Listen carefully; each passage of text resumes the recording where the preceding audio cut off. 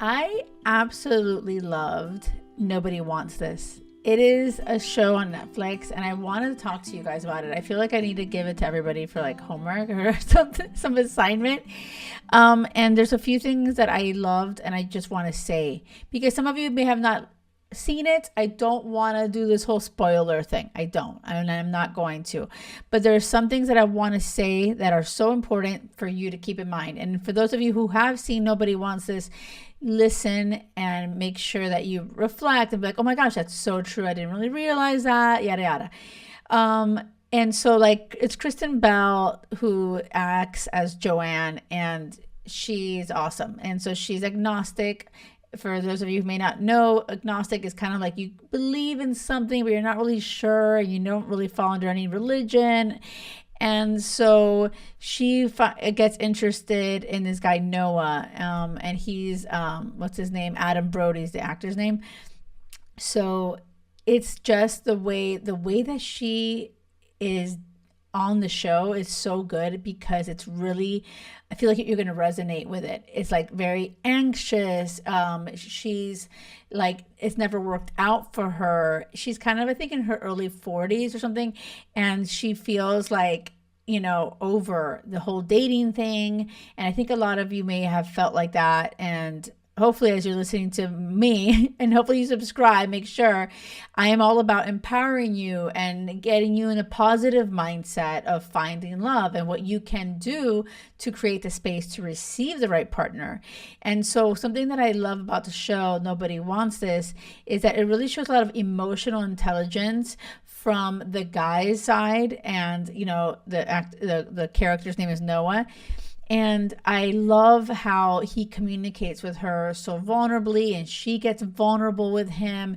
I think it's just one of these shows that you need to see where you're like, oh my God, it doesn't have to all be like, games and playing games and, staying on the surface. I love that you get to see this deeper connection happen really quickly. Like right when they meet, it's like so easy. The energy goes back and forth, like best friend energy. Like you kind of can't stop thinking about them. You're like, oh my God, there's a connection here that's different from everything I've experienced. And that's truly how I felt when I met Will. On our first date, I was like, there's something here that's so special. It's so different. It's like, wait a second, it's clearly different, right? And so when you're hearing my podcast and you're like getting the tools and you're like getting clarity on your worth and you're getting clarity on what you want, it's cool to see these shows where they're emotionally intelligent, they're being vulnerable, like I'm always talking about. And sometimes you're like, it's too difficult to be vulnerable, like, oh. And so it's good for you guys to see how being vulnerable, being open can cause you to emotionally connect with someone in such a beautiful way that it will inspire you to do it.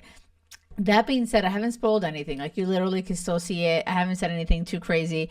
But something that I don't agree, of course, I can never just watch a show and not have a problem with it. But it's, you know me, I'm a very positive person, but I'm really just not for rushing sex. Like I'm just not. I just like, why are you doing this, Netflix?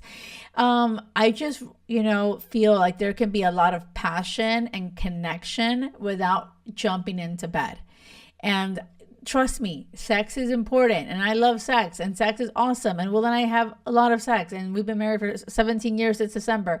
But that's not to say, like, I just don't want it to be like, oh yeah, guys, as soon as you meet somebody, you just go sleep with them. Like, no, because then you put blinders on. It makes it harder for you to say bye, right? When they're not aligned to you. And so that's the only thing that ends up happening. And even if I said that, it doesn't matter. You still watch the show. Oh, Jackie, you spoiled it. Like, you don't know exactly who has sex, right? But I feel like I want you to see it. And I think it would still be amazing and beautiful without the sex. I don't think it was necessary. And I just want that whole, it's just like this preconceived, like everybody's always like, you got to have sex. Oh my God, like right away. And I just want to change that. you know, and like I know I have my two daughters, they're like 11 and 13. Like I want them to grow up in a place where it's like, oh my God, not this pressure of like, oh my God, you're gonna fall in love and have sex right away. It's like, no, like fuck that. It's about emotional connection first. Are you aligned? And so I feel like you're gonna get a lot of value from this show. You're gonna see how the girl Joanne, the character, gets scared. Like when you meet the right partner, your default, like your guard goes up. You're kind of like, oh shit. And how you can bring your past experiences into this possible new amazing relationship, how you truly can blow it up. Like it could be massive self-sabotage. And so I love how Joanne shows that, and how she was catching herself like, oh shit, I'm about to self-sabotage all this. I love her and her sister Morgan, their relationship. They have a podcast together. It like truly has inspired me. Like I'm like telling my twin sister, for those of you who don't know, I have a twin. She's been on the show a couple times and she's awesome. And I'm like, Caro, her name is Carolyn. I call her Caro. Caro, you have to come on the podcast with me more. Like, stop. Like, this will be hysterical. Like, it's so good. Because Caro and I are so different. Like, she's single. I'm a love coach, happily married for 17 years. Like, you know, and she's in the trenches like many of you guys are. So it would be really cool. You know, let me know in the comments if you're listening on YouTube. Oh, my God, I would love to have your sister on there. It'd be so fun. Let me know if you're watching the show. Nobody Wants This. I already binged the 10 episodes. Like, it's so good. Let me know if you've seen it or if you're going to see it. I love hearing from you guys on YouTube, or reach out or write a comment on Spotify, leave a review on Apple. You guys, it all helps. Like, it all means the world to me, and I really truly connect with each one of you.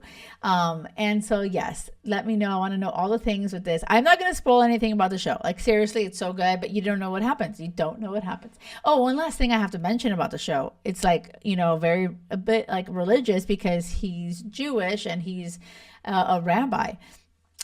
So this is actually really important because she's not, and that whole thing is really important. And you know, I talk about you guys having a list of like what's important, what's not. And, you know, on my list, what's so funny is that I, you know, saw and I wrote believes in God. So it depends on how strict you are with whatever it is you're looking for. Right. And at the end of the day, it's like, you see it in this show, how that becomes a problem, and how, you know, what are the priorities and and how they handle. I don't want to spoil it. So just watch it. Let me know what you thought. Thank you for listening, and don't settle for anything less than crazy love, because it has to be crazy love or nothing. Bye. Thank you.